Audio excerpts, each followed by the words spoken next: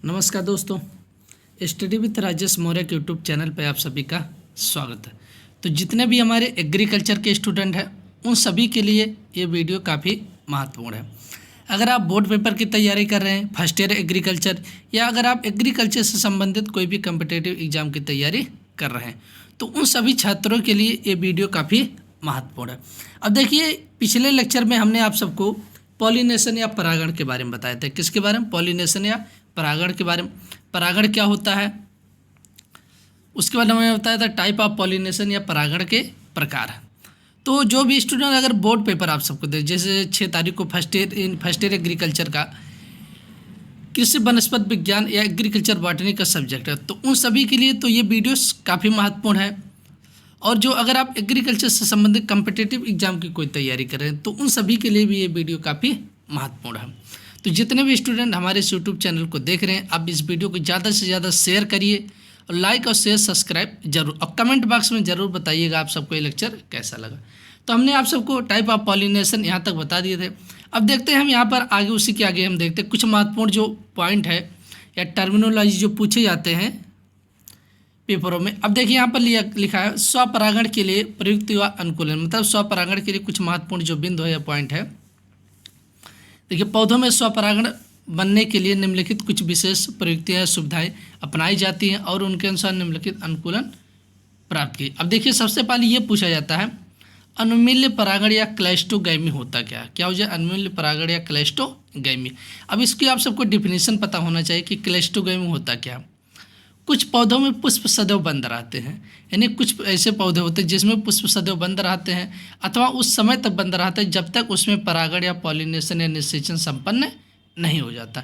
मतलब कुछ पुष्प जो, यानी कुछ पौधे ऐसे होते हैं जिनके पुष्प तो सदैव बंद रहते हैं अथवा उस समय तक बंद रहते हैं जब तक उनमें पॉलिनेशन या परागण संभव, या पॉलिनेशन या परागण तथा उसमें निषेचन संपन्न नहीं हो जाता है, तब तक वो पुष्प मतलब क्या सदैव बंद रहते हैं। तो उसे हम क्या बोलते हैं? क्लैस्टोगैमी या अनुमील्य परागण। तो आप ये ध्यान रखना, कुछ पौधों के पुष्प सदैव बंद रहते हैं अथवा उस समय तक बंद रहते हैं जब तक उसमें परागण या निषेचन संपन्न नहीं हो जाता है। तो इस प्रकार के पुष्प को हम क्या कहते हैं? क्लैस्टोगैमी कहा जाता है। क्या कहा जाता है? क्लैस्टोगैमी कहा जाता है। अब जो इस प्रकार के पुष्प होते हैं उसमें केवल स्वपरागण ही संभव होता है। क्या होता है? स्वपरागण।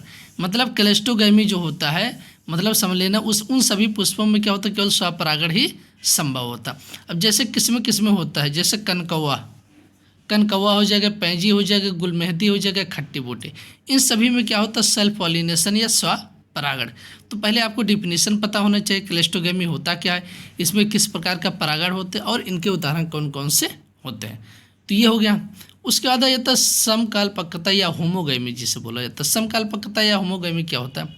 देखिए, जमनत तथा मादा पुष्प, यानी जमनत तथा मादा पुष्प दोनों एक ही समय, मतलब एक ही समय परिपक्व होते हैं या पक जाते हैं, तो उसे बोला जाता है समकालपक्वता। मतलब मेल एंड फीमेल इन्फ्लोरेसेंस, जमनत तथा मादा पुष्पक्रम दोनों एक ही समय परिपक्व होते हैं तो उन्हें बोला जाता है समकालपक्वता। अब देखिए यहाँ दिया है, जब एक ही समय पर उभयलिंगी पुष्प में परागकोश तथा या पक्का तैयार हो जाते, वही दिया है, यानी मेल और फीमेल जिसे बोला जाता है नर तथा मादा पुष्प जब दोनों एक ही समय पक्का तैयार होते तो उसे बोला जाता है होमोगैमी है। क्या बोला जाता है? होमो। तो अगर पूछ लेता होमोगैमी या समकालपक्वता क्या होता है, जब नर तथा मादा पुष्पक्रम एक ही समय पक्का तैयार होते हैं तो उसे बोला जाता है समकालपक्वता या होमोगैमी।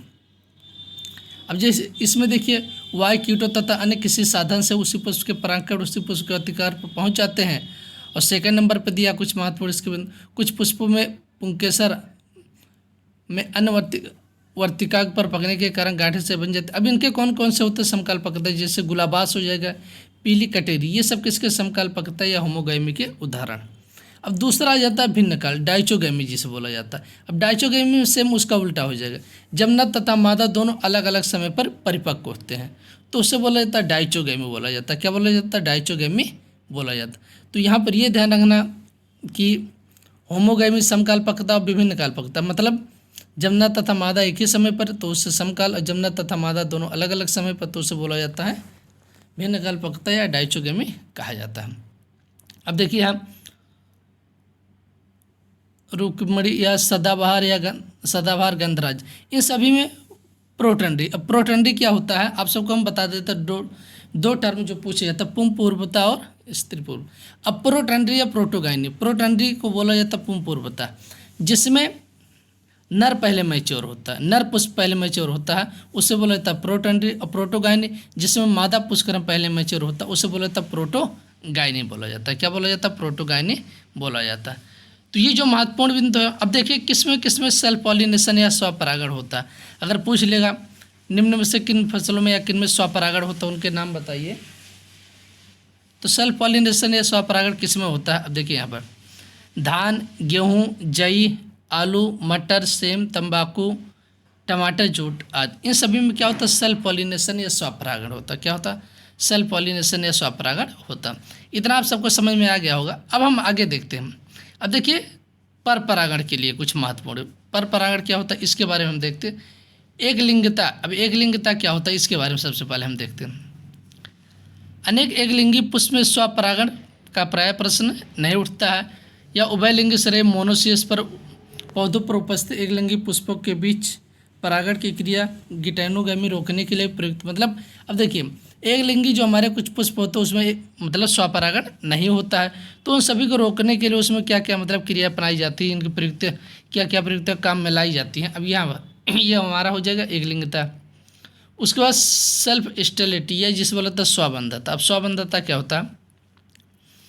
कुछ पौधों में यदि पुष्प के परागकण उसी पुष्प के वर्तिकार पर पहुंच जाते हैं, यानी कुछ पौधों में जब पुष्प के परागकण होते हैं उसी पुष्प के वर्तिकाग, मतलब एक ही पुष्प रहेगा उसके जो परागकण निकलेंगे उसी पुष्प के वर्तिकाग पर पहुंच जाते हैं, तो वह अंकुरित नहीं हो पाते। क्या होता है? अंकुरित नहीं हो पाते हैं। तो उन्हें क्या बोला जाता है? सेल्फ स्टेलिटी या स्वबंधता।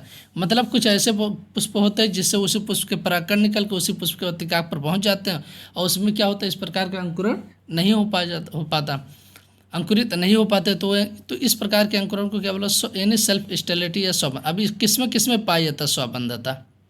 झुमंगलता, आर्किड्स, आलू, तंबाकू, चाय आदि, इन सभी में मतलब स्वबंधता की दशा पाई जाती है। अब परपोटेंसी क्या होता है?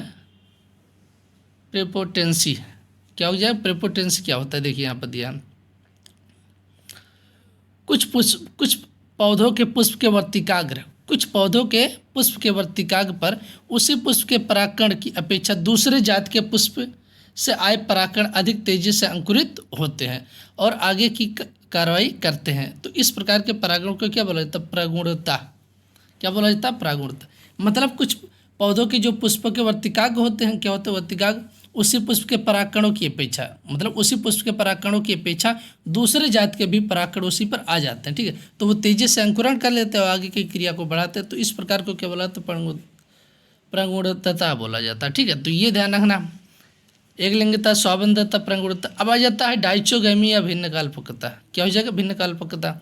इसमें हमने आप सबको बता ही दिया कि भिन्न काल्पकता क्या होती है। दो, जब नर तथा मादा दोनों अलग अलग समय यानी जब पुंकेसर और जायांग दोनों अलग अलग समय पर परिपक्व होते हैं तो उन्हें बोला होता है डाइचोगैमी। ये दो प्रकार के होते हैं। देखिए यहाँ पर दो प्रकार के दोनों की जो महत्वपूर्ण पूछे जाते हैं, पहला हो जाएगा प्रोटंड्री या जिसे प्रोटोगाइनी। पहला क्या दिया? प्रोटोगाइनी, इसे बोला था स्त्री पूर्वता, और दूसरा हो जाए प्रोटंड्री जिसे बोला था पुंपुर। अब प्रोटोगाइनी या स्त्री पूर्वता जब इसमें वर्तिकाग्र पहले परिपक्व होता है, क्या होता है? वर्तिकाग्र, या जिसे बोला जाता मादा पुष्करम जब पहले परिपक्व होता है तो उससे बोला जाता प्रोटोगाइनी।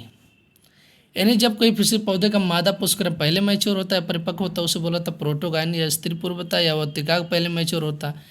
ठीक है, तो उससे बोला था प्रोटोगाइन। अब इनके एग्जाम्पल प्रोटोगाइनी जैसे शरीफा हो जाएगा, चंपा हो जाएगा, अंजीर हो जाएगा, पीपल हो जाएगा, बरगद, इन सभी में कौन सी दशा पाई है? तो प्रोटोगाइनी।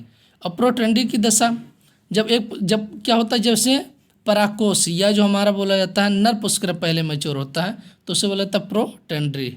अब प्रोटंडी की दशा किस में पाई जाती है? गुड़हल, कपास, भिंडी, सूरजमुखी, गेंदा, धनिया आदि, तो इन सभी में कौन सी दशा पाई जाती है? प्रोटंडी की दशा पाई जाती है।